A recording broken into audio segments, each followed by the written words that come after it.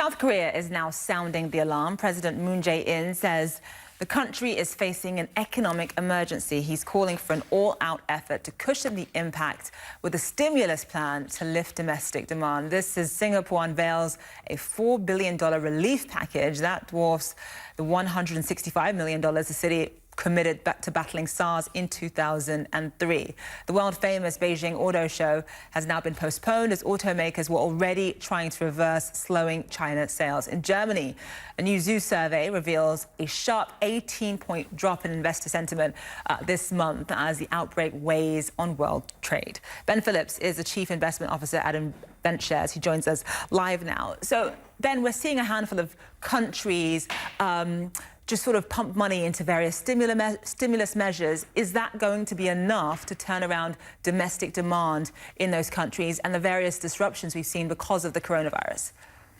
Yeah, it's a good question. I mean, I think for now the market's saying yes. I'm not so sure myself. I mean, China's throwing hundreds of billions of dollars at it as well, so let's not leave them out of the equation. But yeah, it's very tough to see what's going to play out here. I mean, I think we're going to know as far as the impact on the U.S. if we get coronavirus in the U.S. over the next 4 to 6 weeks. We're really going to have much more clarity on that just because of the incubation period. But it's a big question mark right now, and I don't know if the market's fully pricing it in. Do you think the market should be pricing it in more? And why do you not think the market is taking it as seriously as it should be?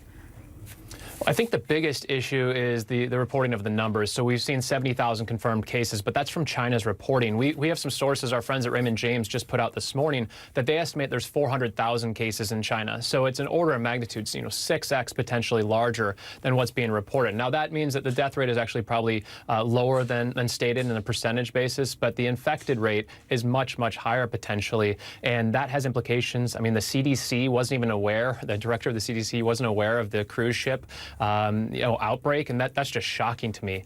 So there's just a lot of misinformation out there, and I think a lot of underpreparedness in the U.S. as well. Just in terms of the impact on China's growth, are you anticipating what some economists are referring to as a V-shaped recovery? And that is to say, things will get far worse before there's a sharp turnaround and everything gets better, i.e. in the second quarter. Do you anticipate that in the second quarter or in the third quarter there will be the sharp turnaround?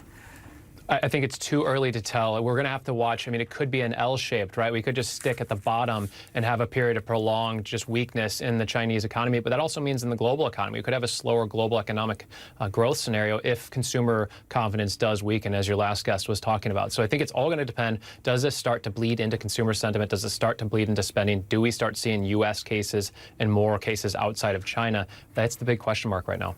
Many people look at what happened in 2003 with SARS as some kind of indicator as to what's going to happen with the coronavirus. But it's also important to point out to viewers that the world is vastly different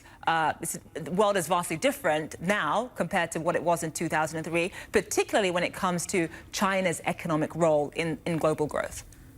Yes, there's an expression out there in the markets that, when China sneezes, the whole world catches a cold, right? So if you look at oil consumption in 2002, it was around 6.5%. China consumed around 6.5%. That's now over 13%. You look at base metals, copper, steel, iron ore, those were all in the teens, right? Now they're 50% or so of global consumption is coming from China. So China is very important. 1/3 of semiconductor sales, they used to be, just over 10% back in 2002. So yes, if China is seeing a dramatic slowdown, which they are, it's in the numbers. No factories are operating right now. The only growth is government spending, and that's only going to offset things for so long. So yeah, things are really bad in China right now, and the market's kind of shaking it off right now, and I am more concerned. Well, it's interesting because there are some days in which the market sort of completely shrugs it off and we see the market climb to record highs despite fears about the coronavirus. And there are other days, like today, for example, when you're really seeing the market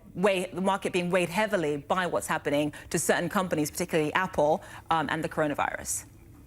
Yeah, and that's just, the market having a lot of different drivers in it, right? So I think sentiment and those things are coming into play. But what the biggest thing we've seen year to date is excess liquidity out there from global central banks is really pushing a lot of just risk taking and a lot of movement into equity markets. So that's pushing markets higher. We've seen hedge funds, they missed last year. They missed the mark big time. So hedge funds all of a sudden are hitting the gas, trying to put more risk on and catch up from their whiff last year. And so they're adding more to equities. So there's a lot of dynamics going on that are pushing stocks higher right now. But if confidence swings and we see sentiment weaken, that's when markets can reverse quickly. And so I think it's reasonable to be cautious right now.